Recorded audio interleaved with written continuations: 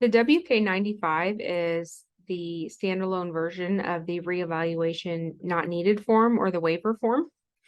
And we're going to go over that quickly and just show you the functionality of how that works and go over a little bit of the content of the form. So at the top, it's got the yellow boxes, which is your reminder to read the information to either get a tip, a trick to assist you to fill it out, or to remind you that there's something you need to do. And in this case, it's referring to the LEADM 1, LEADM 2, and LEADM 3 indicators at the top.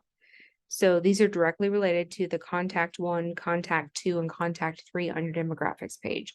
So the idea of this is that you're making sure that you address all of the relevant forms and documents to both LEADMs if there's more than one living at a separate address. So I'm going to click save because I've checked 1 and 2. And based on that save, it popped in both contacts. There were 2 in this situation. If you wanted to include the student, you could click save, and it's also going to include their name on there. If the student's 18 years or older, you'd put them as LEADM 1 anyway, but it is there and available for you for whomever you'd like to address that to. So you put the date here of the date you're creating the form.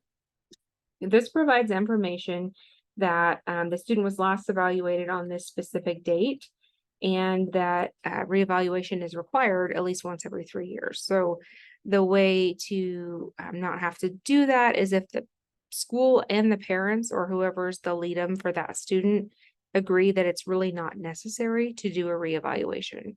So this isn't necessarily that, one single person on the IEP team determines, you know what, that kid's gifted, we don't need to do a reeval, and just signs off on it. This is a consideration that everyone is supposed to discuss and then move forward with if the IEP team feels like it's unnecessary. So right here is where you document the name of the school representative. So let's pretend like it's Mr. Klein, and the position is principal or whatever the situation is, right?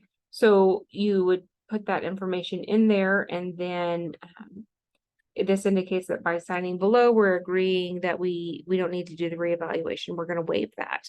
But if I decide later, next year that I want to do a reevaluation by any time by any party, that can be requested at any time.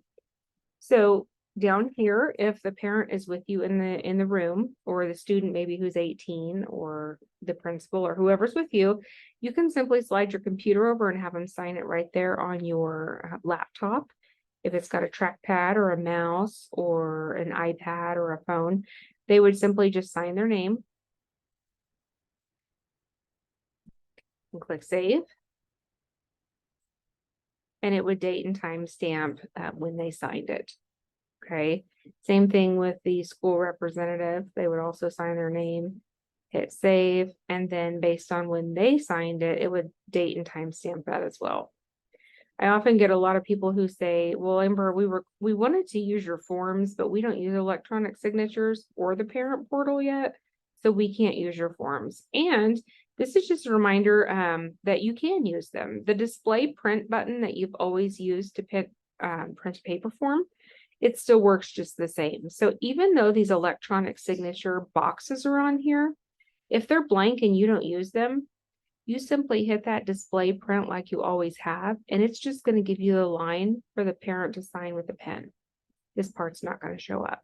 So if you're not using electronic signatures, you can still use the updated form. So if you have any questions about the WK-95 reevaluation not needed, you can contact Brian or Amber. Email is best. It's amber@webkids.org or brian@webkids.org. So thank you and have a great day.